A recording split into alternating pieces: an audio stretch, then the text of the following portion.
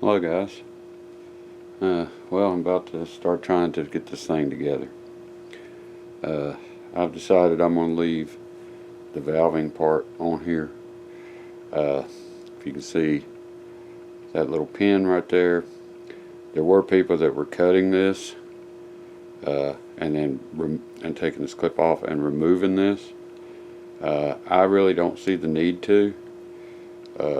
Reason being, it's got clearance inside the housing, so it doesn't touch anywhere because it's riding on bearings here and back here. There's bearings for it. Maybe you'll see in there, or one of them anyway. Well, actually you'll be able to see it better this way. There we go. That's the front one. But anyway, I'm sorry. There's a bushing that rides on this part. The bearing itself is up in here, or it rides up here. So, and these caps. Spent $32. I think it was $31 and some change to get these. But they fit. They're the right size. These can also be used as to add grease. Should you need to, you could actually pack this with grease. Take one out. Pack these with grease. And if you pack them up here close to the top, of course, when you screw this down, it's going to push grease in it.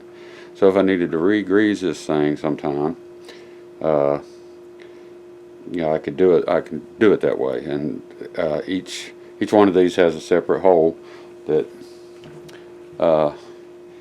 would kind of line up with these. I guess they do.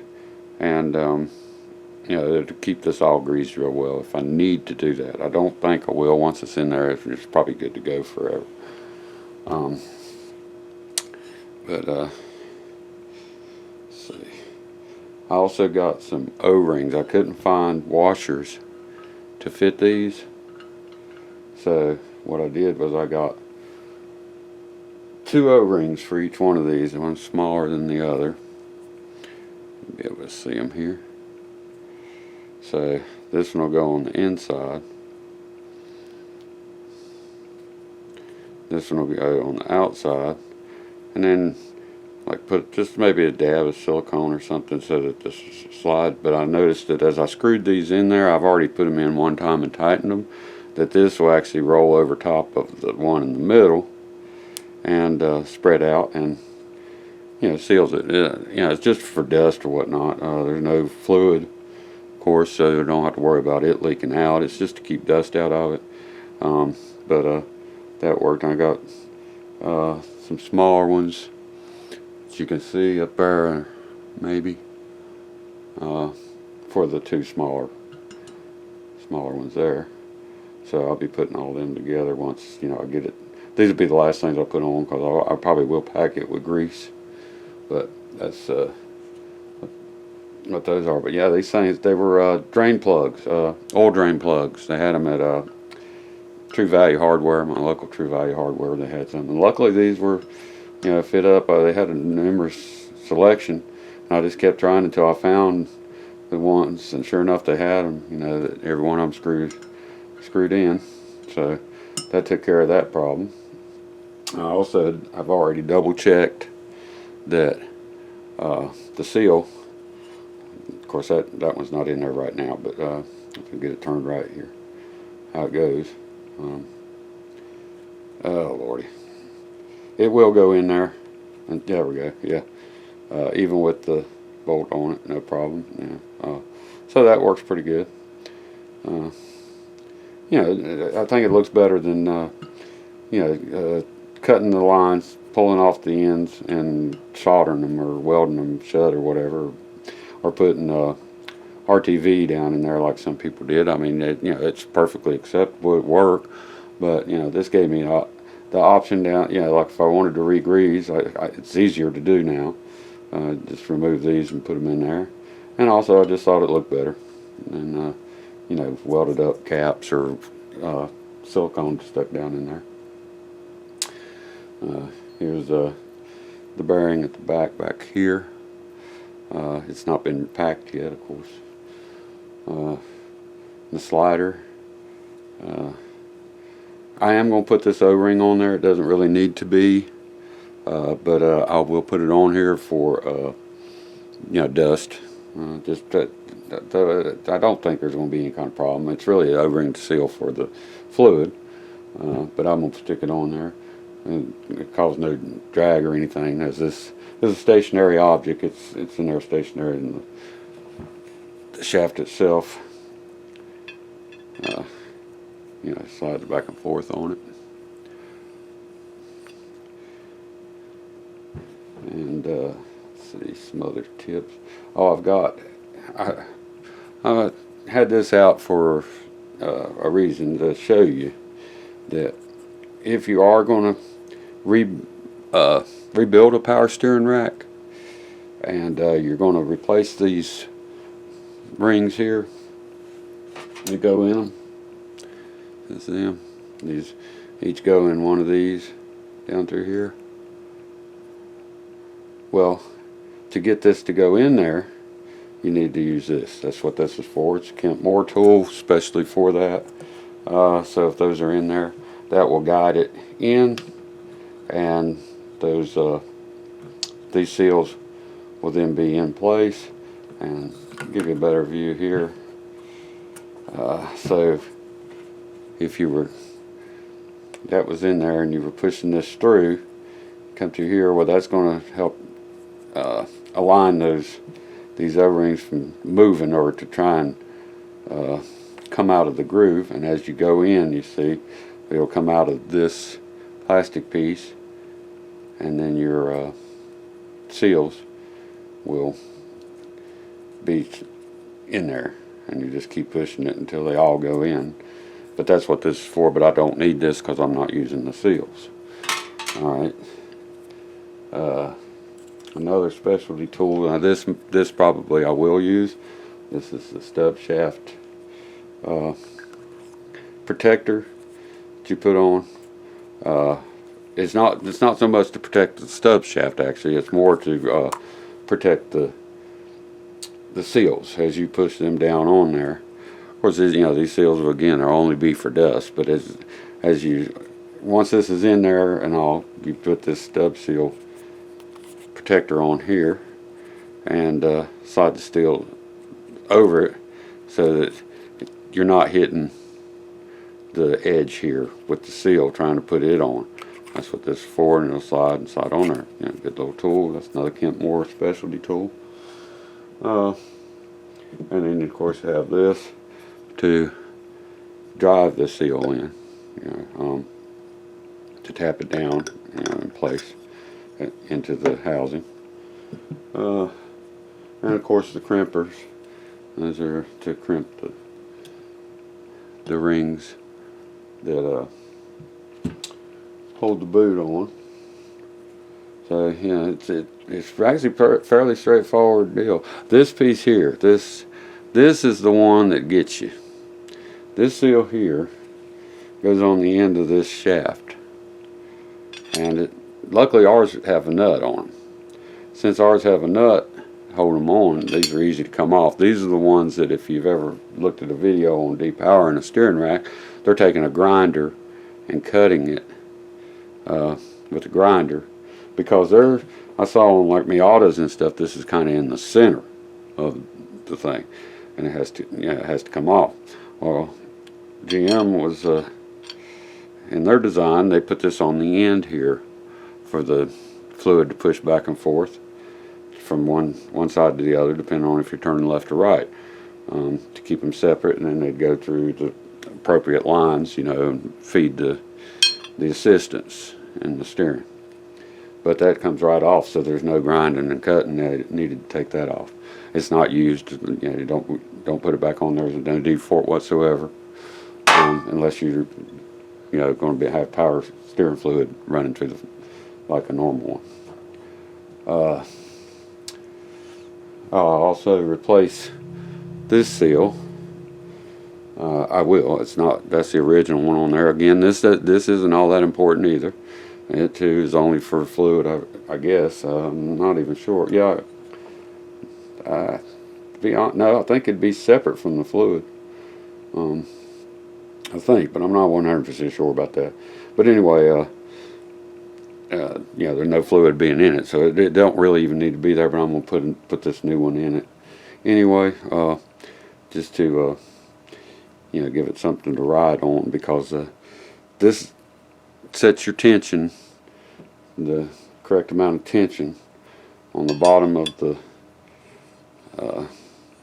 rack, and the slides on it, well greased, and then you adjust it. The book shows how much it takes, how much torque, but the spring goes in here, and this would go in here. As you tighten this up into the rack right here, of course it's going to add tension, and you get it set. And you can adjust this too also for the feel, especially on a non-powered rack. But since I'm taking this, is not going to be powered anymore, I can adjust the feel. So if you feel a little slop, if it don't feel just right, tighten it up a little bit more. If it feels too much drag on it, take it off a little bit. Then you use the locking ring, of course, to lock it down in place once you get it set. Go in like this, put a locking ring on the outside. Once you've got it where the amount of load you feel like should be on it, then you can hold this with the wrench and tighten this down to lock it in place. I think this thing is supposed to torque about 40 pounds. I believe that's what the book said. I've already read over all the instructions on putting it back together in the service manual. The kit. I'm using a rebuild kit just for the bushings. Some of these are the bushings in the bearing. This I didn't need to change. The one inside it is just fine. The reason I didn't is trying to get that seal out. I was afraid it'd damage it. Whoops, like doing that. There is a seal back in there if you can see it. Not sure if the light will be good enough, but there is a seal back there, and then behind that seal is that nylon bushing. But they're both in good shape. The seal, like I said, it's not important because it's not going to have to stop fluid, but it retains this. This is in there, roughly about right there or something inside it, and then that seal goes over it. So here it is. But I'm not going to put these in since those are fine in there. Like I said, trying to get it out, I was afraid I might damage it or something. And I thought, well, it's not coming out easily, so I'm just going to leave it. And that should be fine. But so, well, I won't really be able to do this with the camera going. I'm just going to walk through it. What I'm going to do is lube this up really good with the red and tacky. Is that upside down?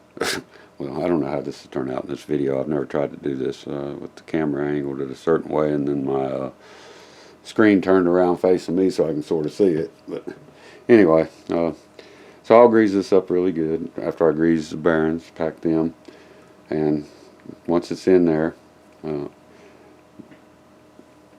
go like this. Put another bearing in it. This seal and this seal will go on. That's what the stub shaft seal protector is for. This is it at? There we go. And so these go in there. This one with the goes first, and then this one goes there, and then the snap ring, which the rebuild kit comes with it, will go on, and the ring right in here. I don't know if you can see it, but there's a ring there that the snap ring goes into once this is in and those are in. And you know, that's about it. You have a nut for this end. Once these also came with the kit. They're new. The old ones are around here, but they came with new ones, so I'm just using them. You'll have this on this end here, and you'll have this one for this end back here on this. It's not even needed, you know, since we're not putting that seal on there, the one I was talking about earlier, that is the one that gets grinded off on certain racks. So since, you know, we can take it off real easy with the nut, I'm probably not even going to put the nut back on it. Like I said, there's no need. So it's not like it's really extra weight to worry about, but it's just not needed, so I'm not going to put it on there. And I found acorn nuts. I think I mentioned this. Oh yeah, that was part of the total too, was that I got 2 of these. But they fit on here just fine. I'm not so sure that the threads are identical because it only wants to screw down so far, but it does keep turning, so maybe, yeah, it may just be the paint that is on this, you know, coating the threads. But you know, it's fine. It's just there to keep the dust out. That's it. So, you know, as long as it's snug and not going to come off, it's all right. There is a special way of putting these on, according to the book. The band needs to have its crimp in line with the slot. So if you're ever putting one of these together, the book will tell you if you have it. I don't. These are the papers that came with the rebuild kit. They do not show that, but the service manual itself does. If I can get to the right page here and show you, it has a diagram that shows you where. I guess I've gone past it. Anyway, there is a diagram here somewhere. Yeah, okay, yeah, here we go. It shows you how to line it up. So you'd be putting the slot in the center of the crimp. Maybe you can see that and be able to read it. But also it has the instructions on the spring tension, what to do with that. And I have you could use a 14 millimeter, I suppose. That's what this is, 14 millimeter crowfoot. When I bought the tools to do this, I saw it was in there, and it was, you know, so I got one for 2. And I thought, well, there may be a reason they were doing that instead of a wrench. Of course, I had the rack out and all, and taking it apart, and didn't. I don't believe I used this. I think I did hold a wrench on it whenever I took the nut loose and stuff. But anyway, so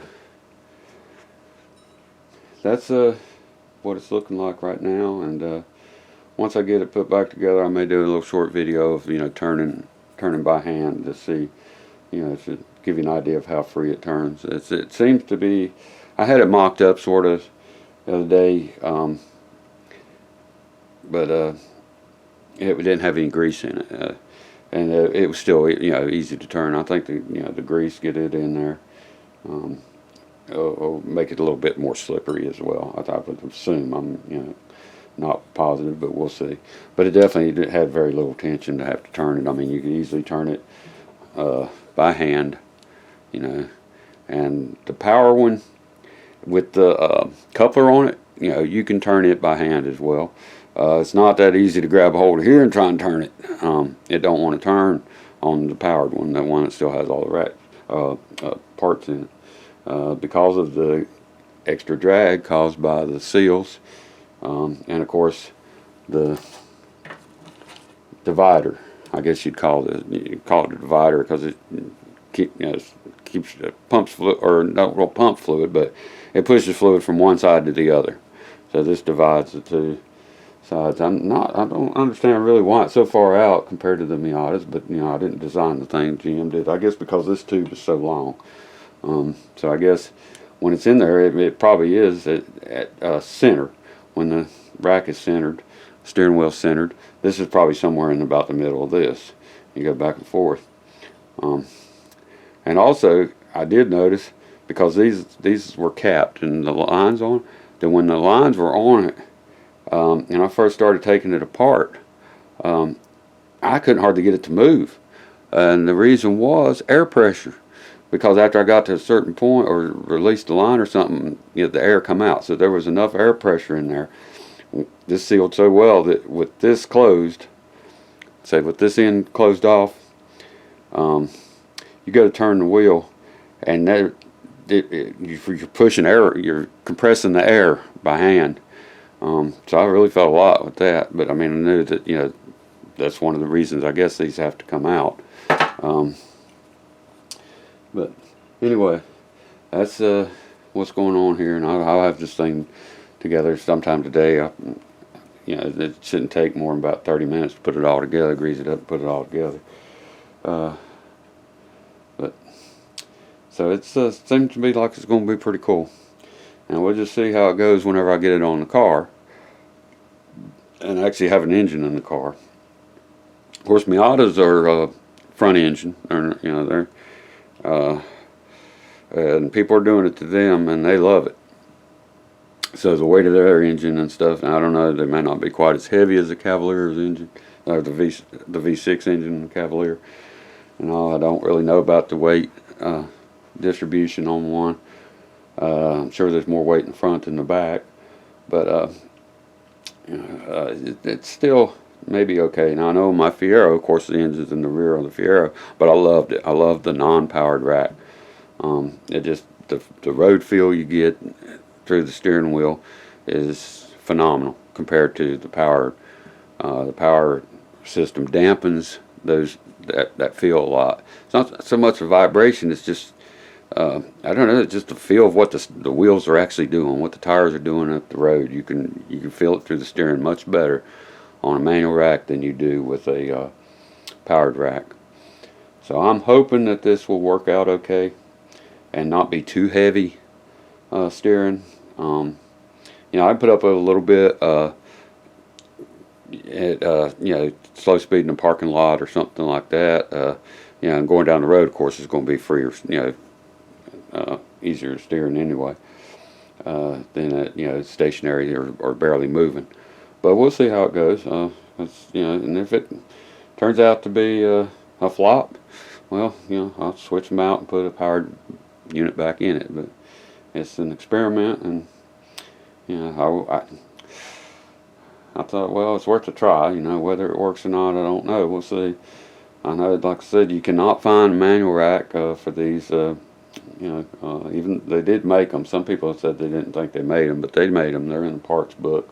Every once in a while, one would show up on Rock Auto years ago. Now they're all, well, you can look on Rock Auto and you'll see one, maybe even 3 different manufacturers list them, but none of them's got them in stock.